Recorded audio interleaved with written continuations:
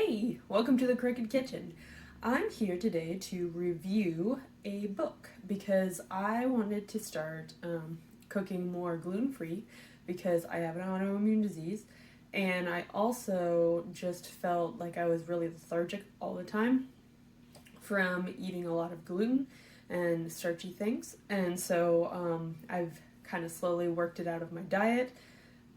But it's also just a cool way to kind of get better at being more creative and cooking with different products.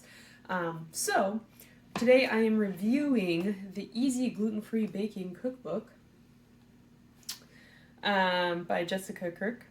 And I chose this one just because, again, it's a starter recipe. I am a professional chef, but I also haven't baked a lot of gluten-free. So I thought I would give this a go, and why not? So there's a nice, several different recipes in this book. There's easy to hard, but I am starting with the easy one, to help me warm up, and also to help you warm up. So it's the lemon rosemary scones, because I love scones. I don't know about you, but super into them. So I'm going to do this recipe today. It does say it takes 30 minutes or less. I already preheated my oven. I do have a convection oven, so in the recipe it says 400, but I went 375. I have a lined baking sheet ready to go. She says parchment, but I have a silk pad because I am out of parchment. So we're kind of experimenting here. I am excited though because I get to use rosemary from my garden and some lemon because it's lemon rosemary. It seems pretty self-explanatory. I do really like the book so far, and I am going to do at least 2 more recipes from the book, a medium and a hard one, just so that everyone kind of gets the gist of the book. She has a lot of pro tips in there, which is really fantastic, especially for people that are new to baking and new to gluten-free baking. She gives you several recipes, like an all-purpose, a biscuit, and one other flour, I can't remember, mixture. So she references that in those, in certain recipes to be like, hey, go back to page 5, this is where it is.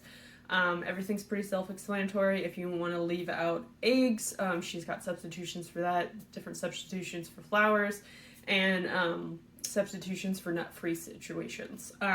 It's just a great book so far, so I really enjoy it, and hopefully you enjoy it too. So I have the 2 1/4 cup of all-purpose flour. Okay, so I do have the 2 1/4 of the all-purpose blend, which is on page 5. Basically, it's a mixture of 2 different kinds of brown rice flour, potato starch, tapioca starch, and xanthan gum. So that's what I have here, and the recipe calls for tempered butter, so I had that out. Tempering, I like to cut it into little cubes so it goes a little faster for me personally. Have 1 whisked egg. I've got 3 tablespoons of sugar, half a teaspoon of salt, and a teaspoon of baking powder. I am dairy-free as well, again, autoimmune, and it just really messes up my stomach, so I try to not have a lot of dairy. Usually it's like nice cheeses, like goat and sheep cheeses are usually okay, but a lot of the cow dairy nowadays, especially ice cream, really does not sit well with me. So I am using coconut milk today that I got from the can. I like several different varieties, so if you have questions about that, just let me know. But again, make sure that you whisk it so it is nice and even, because sometimes it can get really chunky and that could probably affect your recipe. So, because heavy cream isn't super chunky. So give it a nice little whisk. And then today I used to juice. I love these things, highly recommend it. Plus it's really great if you have problems with your hands like arthritis and things like that. I like to squeeze it down, then you don't have to worry about seeds, which is freaking awesome. Fresh rosemary, highly recommend. You can even if you live in an apartment, put it in a little pot. You got it. And a lot of people actually bring in the rosemary if it's not a giant bush during the wintertime to just keep it, and it just keeps growing. So it's delicious. And then I've got my little 2-inch biscuit cutter is what she recommends. So basically, right now, I've got my all-purpose 2.5 cups. I'm mixing in the salt, sugar, and baking powder. It says to do that first, so that is what I'm doing. I'm not gonna lie, I'm probably also gonna mix in my chopped rosemary. Boom, boom, boom. Because technically, in my opinion, that's a dry ingredient. So I'm just going to mix that around. And her pro tip for this is, for the best texture, to not over manipulate the dough. Just do it until it's nicely combined. Don't play with your food, is what it says. Don't play with your food. Okay, so now I am mixing in the liquid ingredients, just like that. Milk, eggs, and butter.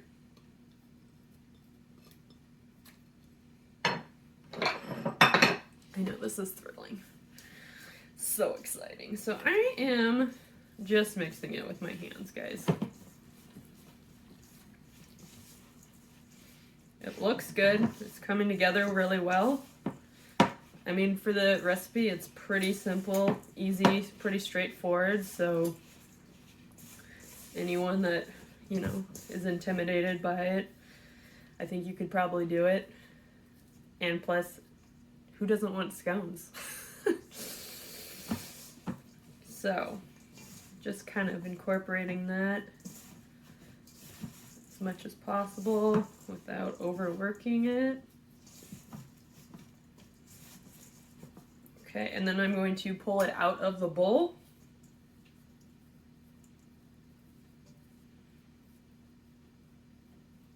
Boom, boom, boom.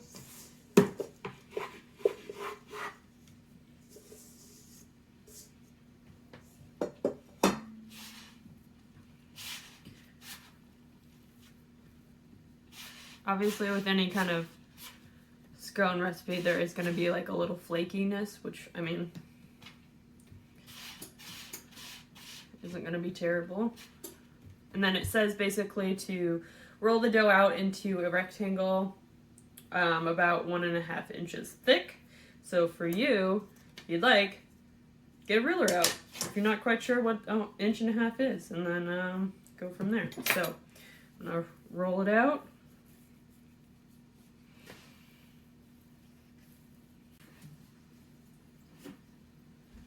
Alright, so here's my scones. I got 12. Obviously a couple of them were done by pushing the dough back together after cutting and reforming and cutting. So then basically the recipe says to refrigerate for 10 minutes and then we'll bake it. Well, then we'll brush it with cream and bake it. So I'll see you in 10 minutes. Okay, we're back. It's been 10 minutes. I'm drinking some tea because I have some sinus stuff. I know you want to know that, so I'm going to get it out of the fridge.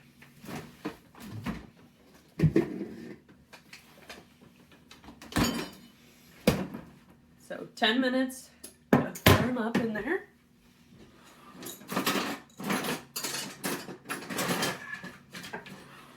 Sorry, I didn't have my brush out, so I'm going to brush them with the coconut milk, so we'll see how that turns out. I don't think it will be the same as heavy cream, but, you know, why don't we try it? Cooking is about experimenting sometimes. And if you get most of the base things correct, it usually is okay. Not so much with baking, but this is what I got. This is what I'm working with. So, you know, I'm going for it. You should go for it too sometimes. It makes things interesting for sure. And then you know what not to do. So I just brushed them all, and I am going to bake for about 10 minutes in the middle rack, and I will see you in 10 minutes. Hey, I'm back. So it's been about 10 minutes, and I am going to get them out of the oven.